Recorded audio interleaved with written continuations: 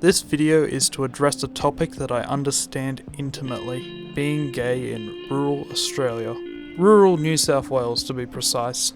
This video won't always be pleasant and will address themes of extreme homophobia. If you are uncomfortable by this, feel free to leave the video now.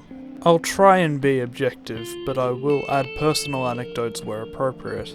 This video is purely focusing on gay teens, but may also be relatable to people of other sexualities, genders and ages.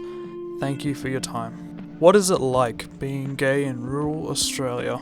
Being gay in rural Australia can easily be summed up in one word: bad, and f***ing horrible if you want me to stretch that to two. The reasons for this can be broken down into two categories.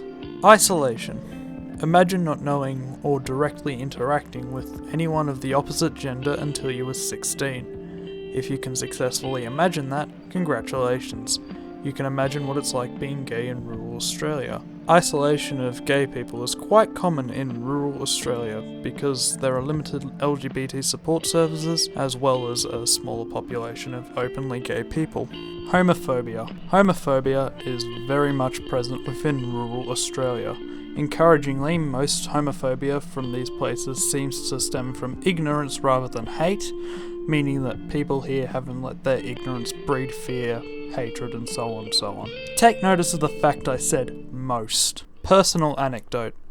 Last year I was going through a tough time with family, so I started speaking about what I was going through with someone I used to work with. Through text he always seemed supportive, but ultimately he only wanted my phone number. The following weeks came and I started receiving phone calls from an unknown number. Often at stupid times in the night telling me I'm worthless, should take my own life, and the voice even threatened to run me over when I was in town. During that time I was scared to cross the road, walk anywhere, or even leave the house. Unsurprisingly, that voice turned out to be the guy I was messaging. I learned this because I took the calls to the police and they traced the number. I'd never spoken to him over the phone, so I didn't recognize his voice. I now have a 2-year AVO against him. Good riddance. The point of this anecdote was to show that hatred towards gay people is still alive and well in rural Australia. People and stories like this make it genuinely terrifying to come out, even when family and friends aren't homophobic in the slightest. Why is isolation and homophobia more prevalent in rural Australia? Homophobia is more prevalent in rural Australia because there is less information about LGBT issues here, meaning people are ignorant of these issues and the existence of gay people in general. This clip from TED Talks perfectly illustrates how ignorance can breed outright hatred if it's left unchecked. So we continued conversing, maybe about a little over an hour into this interview. There's kind of a strange noise in the room, kind of and we all jumped. And I popped up out of my seat. There's a table between us. And I was ready to come across that table and take down Mr. Kelly and the bodyguard because I knew that Mr. Kelly had made that noise. And I kept hearing the voice of the person who gave me his phone number saying, "Daryl, do not fool with Roger Kelly. He will kill you." I did not want to die that day. And when I came up out of my seat, I was looking right into Mr. Kelly's eyes. I didn't say a word, but my eyes were speaking loud and clear. My eyes were saying to him, "What did you just do?" Well, Mr. Kelly's eyes had fixated upon mine, and his eyes were silently asking me the same question. Well, Mary, she realized what happened. She had filled the hotel room ice bucket with ice and put some cans of soda in there to get them cold, to be hospitable, and offer Mr. Kelly a beverage. The ice had melted, and the cans came cascading down the ice. And then it made that same noise. And we all began laughing at how ignorant we all had been. Now, I won't say this was a learning moment, but it was definitely a teaching moment.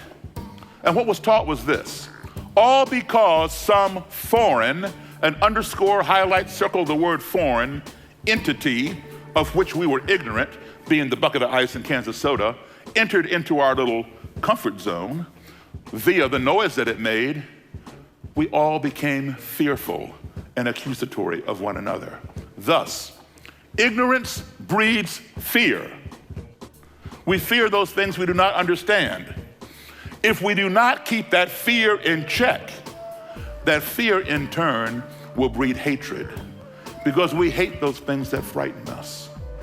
If we do not keep that hatred in check, that hatred in turn will breed destruction. We want to destroy those things that we hate. Why? Because they cause us to be afraid. Isolation is more prevalent in rural Australia simply because homophobia is more prevalent in rural Australia. People here are afraid to come out due to perceived negative attitudes towards them. For those who do come out, the lack of others who share their feelings, along with the lack of LGBT-focused services, can be quite alienating, and frankly that's not a good place to be mentally. Do you get it? I focused on the lack of LGBT services, homophobia, and isolation because while each is a separate issue, they all fit together nicely, creating a very toxic attitude for gay guys like myself.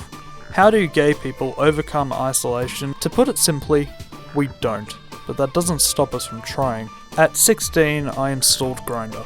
16 is the age of consent in Australia, get the hell out of me. Ultimately, for me and many others, this is the only avenue we have to explore our sexuality. Don't get me wrong, the app is horrible. It's filled with bots, catfishes, and just creeps in general. But it's all we have. How can we as a community address isolation and homophobia, thus putting less gay people at risk? Simply put, we as a community should be providing LGBT spaces and improved education on LGBT issues. If people aren't ignorant, homophobia might never get to the level that I experienced last year. Conclusion. While the solutions I've put forward sound nice, I think it'll be a long time before anything like this will be implemented.